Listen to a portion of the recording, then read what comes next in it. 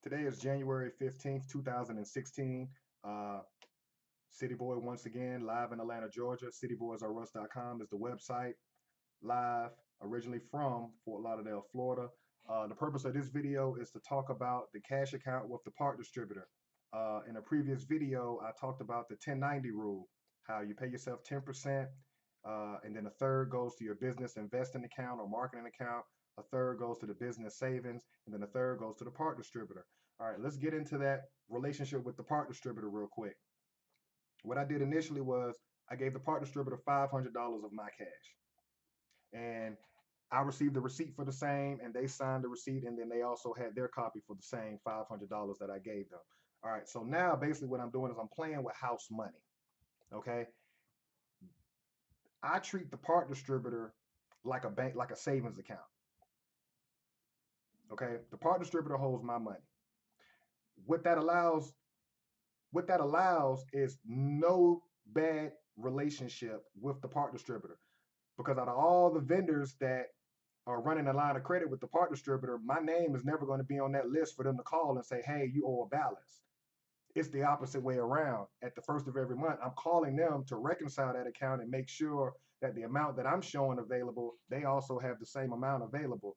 And it's just an easy way to do business. And that's the way it was done before credit cards just bombarded the marketplace. Prior to the 80s, you know, everybody was pretty much doing cash account. You either started a blank tab, which was like a line of credit where the part distributor was fronting you X amount of parts per month, or you put skin in the game. You put your own money up and said, hey, when I run out of this money, it's time for me to come back and give you some more money.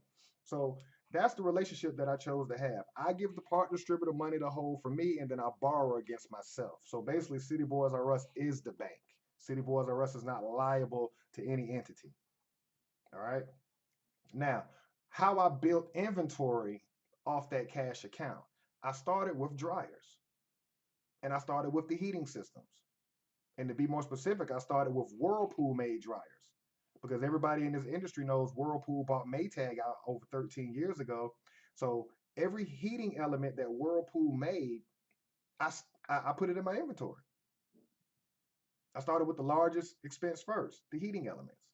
Then I went to the cutout kits, the thermofuses, the cycling thermostats, the terminal blocks, the power cord. Okay. And over time, once I accumulated all of those parts, then I moved to the next part. I moved to the next manufacturer, which for me was Electrolux.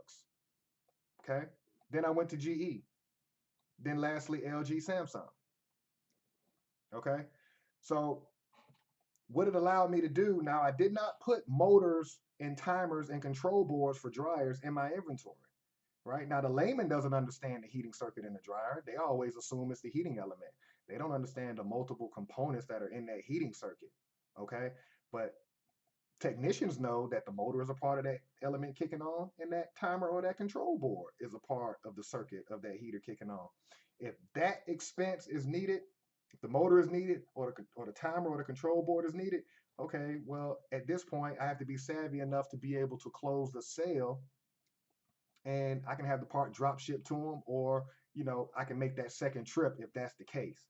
Uh, but the purpose of this video again is how you build your inventory. So I chose dryers first. Then I moved to washers. Again, I went back to Whirlpool. I always start with what's Whirlpool made, because they make more than any other manufacturer. So once I got the dryer heating systems out the way, then I went back and looked at the next common problem. There's only two real common problems on the dryer. It's either not heating or it's not running. So if it's not run, so if I took care of the not heating part, now it's time to take care of the not running part, which means all door switches, right? Thermal fuses, right? Okay. Now, once that was taken care of, and I did the same thing for Electrolux, for GE, for LG, Samsung. Over time, any call I get on a dryer, I already know it's going to be a first time complete, unless it needs a motor or a control board. Now, I went to the washer. I went back to Whirlpool washer. What's the most common repairs on washers? They're either leaking, or they're not draining, or they're not agitating, right?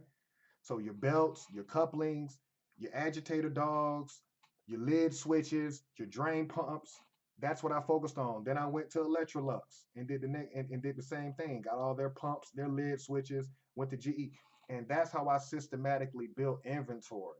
And again, there's nothing short of the level of time has to go by to accumulate that inventory.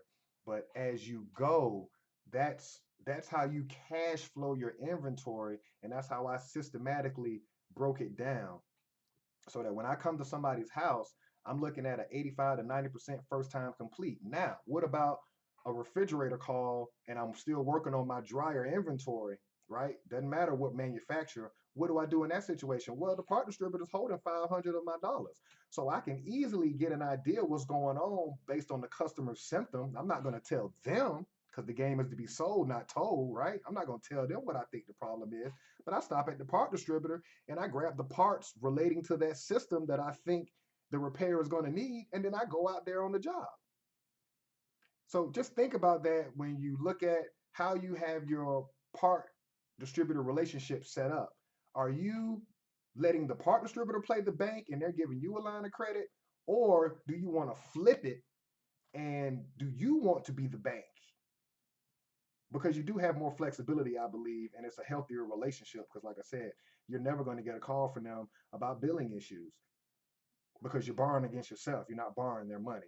Once again, this is City Boy live in Atlanta, Georgia, by way of Fort Lauderdale, Florida. Hope you have a good new year and stay tuned for the next video.